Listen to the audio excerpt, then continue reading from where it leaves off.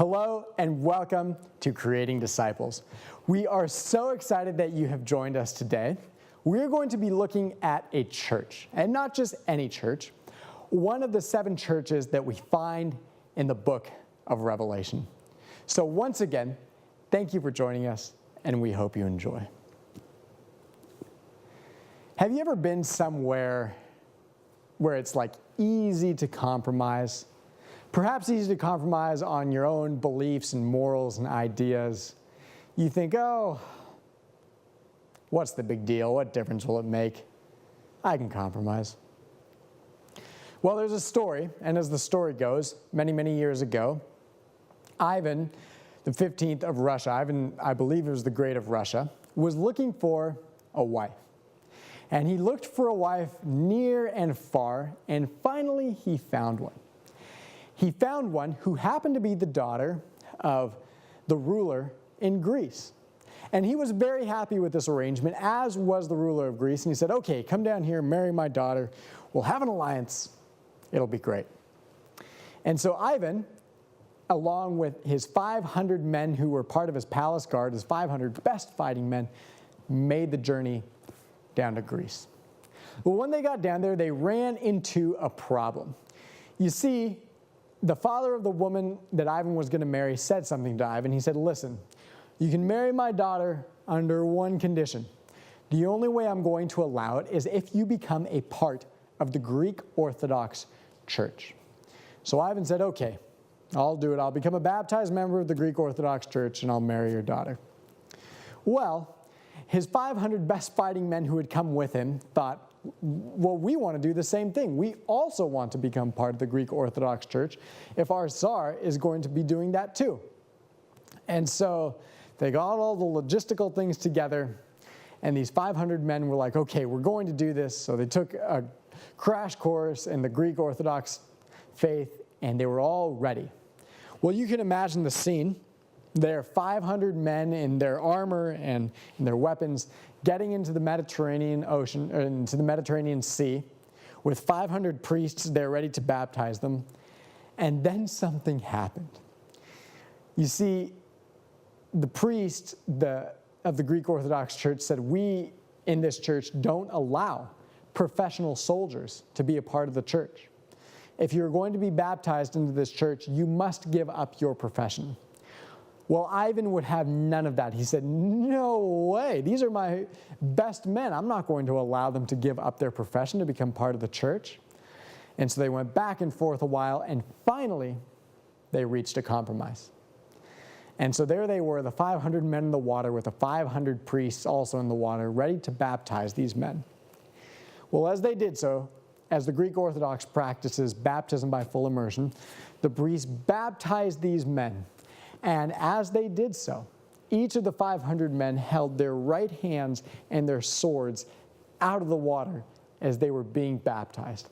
So that way their fighting arms and their swords would stay dry. And they thought, all right, that's the compromise we're going to have to make. And that's what happened. Have you ever been in a place like that, where it's easy to compromise, where you think, oh, well, I'll change things up just a little, so they work out how I want them to work out? When I first moved to the Bay Area, I didn't know anybody. I knew very few people up there. And so it was tough on Saturday nights when I had nothing to do and people were out having a good time. I just didn't know anybody. And so what I would do is I would sit alone in my own little apartment, and I would do this thing where I would order a pizza, a whole pizza, and turn on Netflix. And so I'd sit there and watch some stuff and eat this pizza. And the truth is, I don't watch TV shows on TV very often because I can't deal with the suspense of waiting week to week or waiting a whole year for another season. So Netflix was great because often they had entire shows already on there that had already come out. So I didn't have to wait so long for the next episode because I disliked that suspense. And so I'd sit there and kick back and watch this and eat this whole pizza by myself. And it would get late, 11, 11:30, 11:45, midnight, 12:15. And I remember sitting there thinking, okay, just one more episode. I'll only watch one more. And then it would end in such a crazy way that I'd be like, okay, just one more episode, just one more. And then that one would end, and I couldn't stop, and I would eventually go to bed and then wake up the next morning and think, oh, man, I'm never doing that again. Have you ever been in that place where you made a stand and made a decision, but then you think, oh, I'll just compromise a little bit? How bad could it be? How much could it hurt? Well, if you've been there, perhaps you will be familiar with a situation into which we are going to step today. We're going to look at a church, and to be specific, it's a church in the city of Pergamum. And we find that church in the 2nd chapter of Revelation. So before we read the text, let me tell you a little bit about Pergamum. Pergamum as a city was not as big of a major trading center as Ephesus or Smyrna, who are the two cities mentioned before it in this chapter. But it was an important city nonetheless. You see, it sat atop a hill, this kind of conical hill, 15 miles or so from the Mediterranean Sea, so they could look out and see it in all of its grandeur and beauty. And it was an important place. You see, many years before this time, it had been the capital of the Seleucid kingdom there. And so it had had its time of importance. While the Roman Empire at this time still had it as an important city. And even though it wasn't a major place of trade, as far as culture and art and things like that, it far surpassed Ephesus and Smyrna. It was an important place. And then the last thing about the city of Pergamum was that is where the Roman proconsul of that region sat. So that's basically where the Roman seat of power was in that region. And that proconsul was important. He was basically the ruler of that part of the Roman Empire. So that's Pergamum. And that's the context into which we step today. So we're going to read this letter to the Pergamene church, and we're going to start with the first couple of verses. So we're going to read Revelation 2, verses 12 and 13. And this is what John writes. He says, "To the angel of the church in Pergamum write, these are the words of him who has the sharp, double-edged sword. I know where you live, where Satan has his throne. Yet you remain true to my name. You did not renounce your faith in me, not even in the days of Antipas, my faithful witness, who was put to death in your city, where Satan lives." And you think about that. That's pretty harsh. He says, this is where Satan lives. And he doesn't say it just once, but he says it twice. So he makes a point about that. This is where Satan lives. So the question obviously arises, why is this the place where Satan lives? What makes the city of Pergamum the seat of Satan in this part of the world? Well, there are a few possibilities. And the first possibility I would like to explore is that of the temple there. There was a major temple to Zeus in Pergamum. It was a big deal. He was a Greek god, and so they had a huge temple there with their priests and their priestesses and so forth. Zeus was a big deal. And so that might have been a reason why Jesus would say, this is where Satan lives. But if we think about it, by this period in history, the Greek gods were kind of on the decline. They weren't as popular anymore. People were worshiping other gods. They weren't as big of a deal. So that might have been the reason that Jesus says this is where Satan lives. But the truth is, that isn't tremendously likely. After all, like I said, they were on the decline, so they weren't that big of a deal. And so they would not have garnered that large and that heated of a statement from Jesus. But there's a second reason.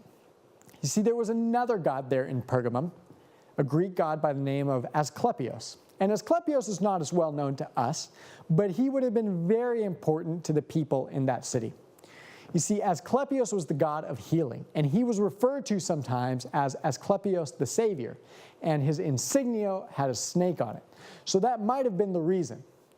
And there in the temple of Asclepios, there would have been a lot of healing, and there would have been, not the same kind of medicine that we have today, but it would have been advanced for their time, and people would have come from hundreds of miles to this temple to be healed.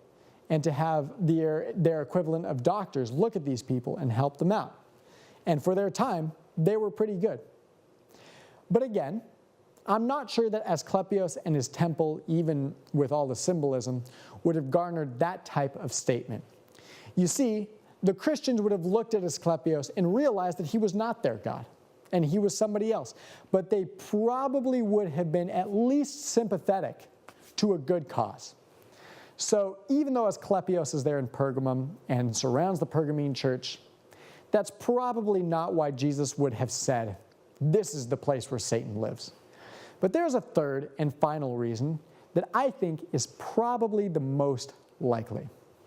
You see, there, like I have already said in Pergamum, was the seat of the Roman proconsul.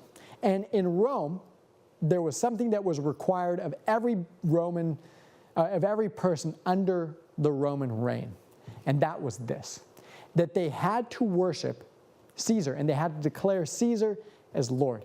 And that basically meant this, that the Roman proconsul there in Pergamum could be out one day. He could be out in the city, walking in and amongst the people, and he could point to a specific person. He could say, you, or you, or you. Declare Caesar as Lord right now. And that person had to do it. And if they didn't do it, it was under the proconsul's authority to put them to death at that very place and in that very moment. So not to declare Caesar as Lord could be a dangerous game to play if it was demanded of you. And so that is probably the most likely reason why Jesus would say in this letter to the Pergamene church, that's where Satan sits. Because there would have been persecution, it would have been difficult. They would have been made to declare Caesar as Lord at any point in time. But the letter doesn't end there. There's a second half to this letter that we're going to read. And Jesus has said some good things about the Pergamene church and how they have stood fast and done the right thing, but he also has some other things to say. So let's read it. We're going to finish this part, verses 14 to 17. This is written. Nevertheless, I have a few things against you. There are some among you who hold to the teaching of Balaam, who taught Balak to entice the Israelites to sin, so that they ate food sacrificed to idols and committed sexual immorality. Likewise, you also have those who hold to the teachings of the Nicolaitans. Repent, therefore, otherwise I will soon come to you and will fight against them with the sword of my mouth. Whoever has ears, let them hear what the Spirit says to the churches. To the one who is victorious, I will give some of the hidden manna. I will also give that person a white stone with a new name written on it, known only to the one who receives it. So he says some pretty harsh things. There are a couple things in particular that are highlighted here. First, Balaam and Balak are mentioned. Now, to give a bit of a refresher on that story, if you want to look it up, it is found near the end of the book of Numbers, which is near the beginning of the Bible. And as the story goes, Balaam was a prophet who wasn't an Israelite, but he was a prophet of God nonetheless. And Balak was a king of a neighboring and hostile nation to the Israelites. And Balak called Balaam and said, come prophesy against the Israelites. Help me out here. I need to beat them in battle. But Balaam wouldn't do it because God wouldn't let him. Balaam would not prophesy against the Israelites because God said, no, you're not going to do that. I don't allow it. So Balaam wouldn't do it. However, Balaam went to Balak anyway. And although he didn't prophesy against the Israelites, he said this. He said, listen, Balak, there is a way you can get them to curse themselves. I can't curse them. God won't let me. But if you send your women there to entice the men into sexual immorality, they will ultimately curse themselves because God doesn't want them to do that. So that's what Balak did, and lo and behold, it worked. And as you can imagine, God was angry at the Israelites for succumbing to that compromise, and he was very angry at Balaam for suggesting that to Balak. In fact, because of what happened there, a few chapters later, Balaam would ultimately lose his life. And so that's the first thing that's kind of talked about here. We've got Balaam and Balak. Perhaps there are people in this church, in the church of Pergamum, who are committing sexual immorality. They're eating food sacrificed to idols. And God says, that's a compromise you cannot make. That is not right. But then we have this second group mentioned. He says in this text, likewise, you also have those who hold to the teachings of the Nicolaitans. Now, we don't know very much about the Nicolaitans. In fact, they're only mentioned twice in the Bible. Once here and once a few verses ago in the letter to the church in Ephesus. That's it. That's all we know about the Nicolaitans, just those two mentions in the Bible. So some scholars have done research, and there, again, isn't a lot that we know about the Nicolaitans, but there are a couple of things that are likely, that some scholars agree upon, that they say this isn't 100% sure, but we think this might be likely. And that is this. Because the Nicolaitans are mentioned so closely in conjunction here with Balaam and Balak, they think that the Nicolaitans are a group of people who are all about compromise and who believe that because Jesus came and because he died and because he saved everybody who wants to be saved, that all the morality and all the good things that they used to do aren't necessary anymore. They can go out and take part in whatever pleasures of life that they want to take, and they are still saved. Well, Jesus comes in here and says, no, no, no. That's not how this works. You can't just go out and sin and party and have a good time and be sexually immoral and eat food sacrificed to idols and expect that you will still gain salvation, because that's not how it works. And scholars think that those are the kinds of people who the Nicolaitans were. That's probably what they did. And so you can imagine that this would be a very dangerous group to have in the church here in Pergamum. You see, there was something else about the Roman proconsuls and about declaring Caesar as Lord that I haven't mentioned yet, and that is this. In the Roman Empire, Rome decided that in order to keep peace in the empire, the best thing that they could do was to allow people to continue to worship their own gods. The only thing that was required of them was to also say, Caesar is Lord. So you can imagine here that the Nicolaitans come in and say, listen, if you don't say Caesar is Lord, they'll kill you. They're not even saying you have to deny God or deny Jesus. Worship him. The Romans will allow it. It's just when this guy comes around and says, declare Caesar as Lord, just say that too. You don't really have to believe it in the back of your mind. Just say it, because we don't want to die. Come on now. And so you can imagine that this would be a dangerous group to have around your church. Because here we've got this compromise. They're suggesting that you compromise your beliefs and your morals and your belief in Jesus. And they're saying, listen, it'll be all right. Just declare him as Lord, Caesar that is, and keep worshiping Jesus, keep worshiping God. It's not that big of a deal. But God comes in here and says, no, no, no, no, no. That is not how this works. Because I have declared in this book that I am the one and I am the only. You are to have no other gods before me. So you can see in this life-threatening situation how this would have been an easy compromise to make. And the Nicolaitans would have been there encouraging the people in the church to make that compromise. And God says, no, that's not right. This is not a compromise you're allowed to make, regardless of what you are told. And so think about it. Today, what are some of the compromises you might make? What are some of the things that might feel like, it's just a little to the left or a little to the right? It doesn't really matter. Jesus is still Lord. He's the one I will declare above all. But I kind of like these other things too. The story is told of Abraham Lincoln. And some of the people in his cabinet, I believe, were having a bit of a discussion that was based not on fact or on truth, but on some suppositions they had. And Lincoln realized this and wanted to make a point to these men.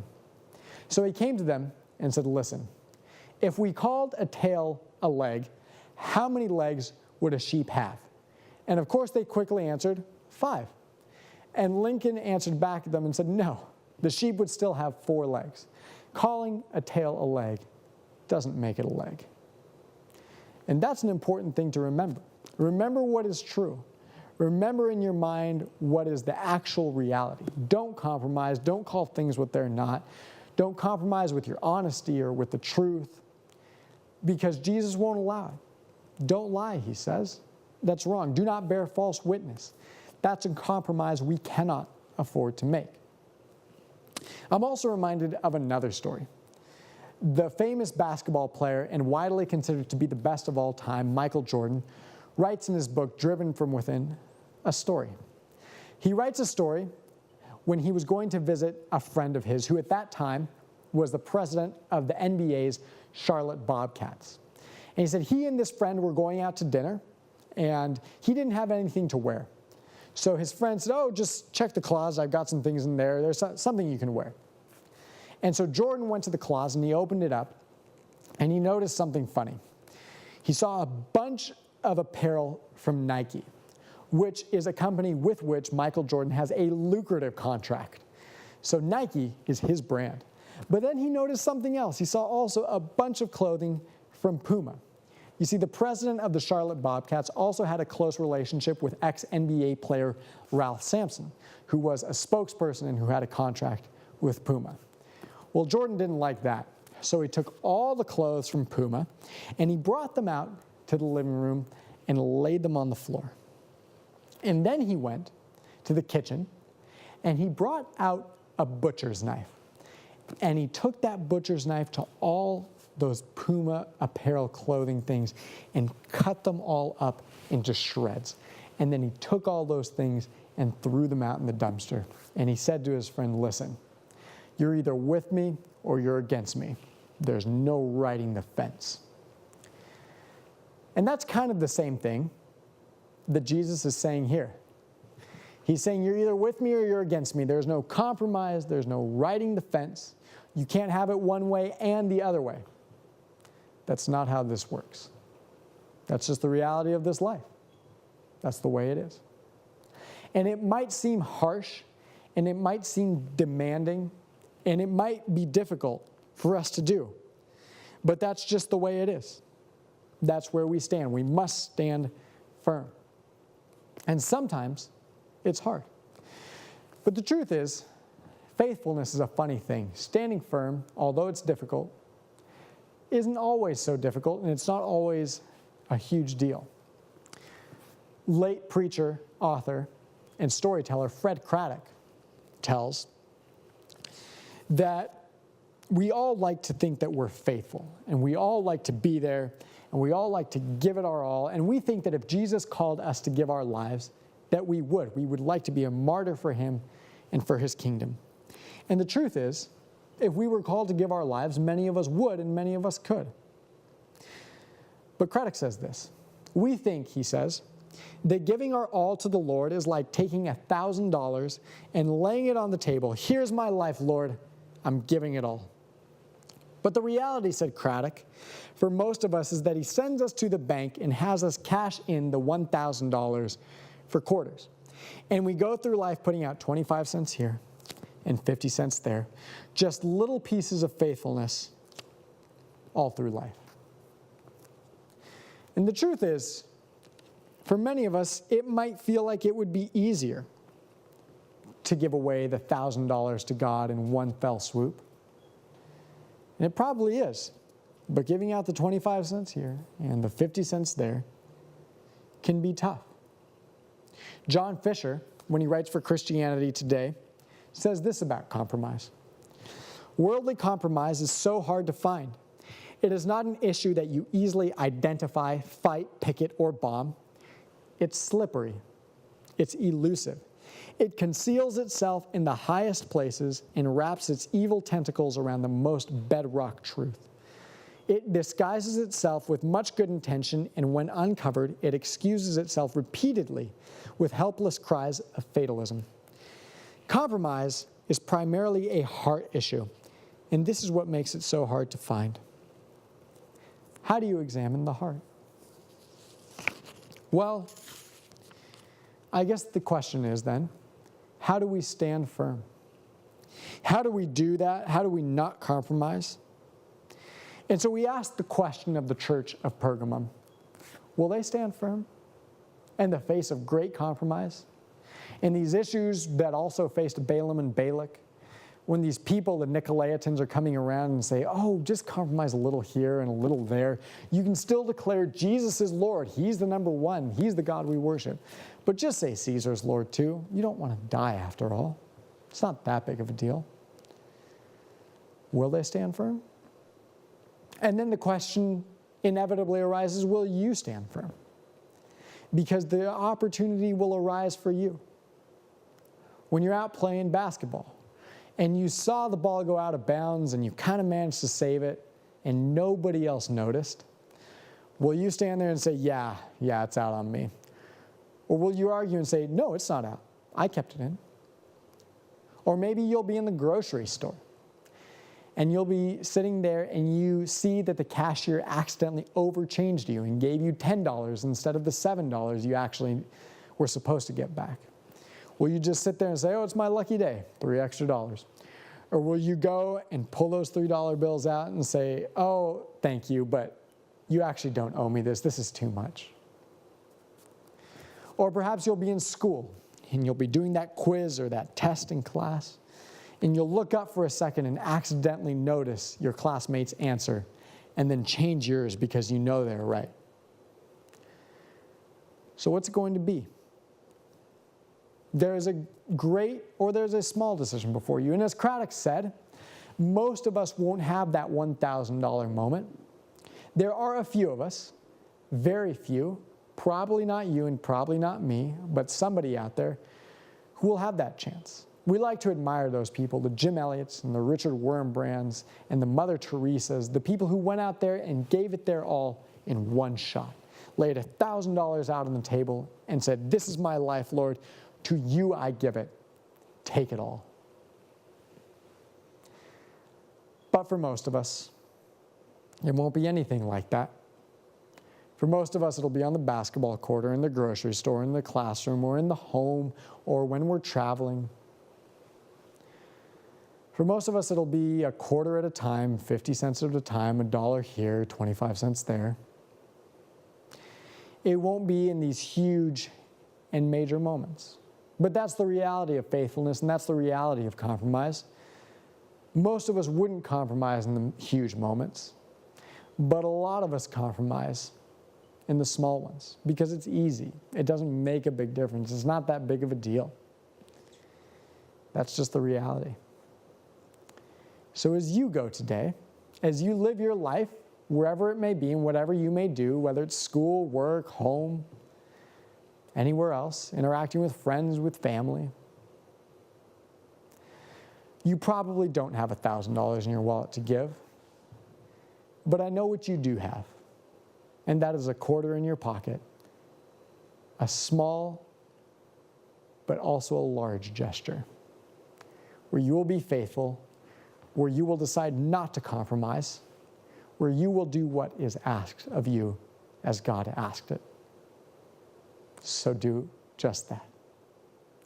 Thank you for joining us today on Making Disciples. Have a wonderful day, and we hope you join us next time.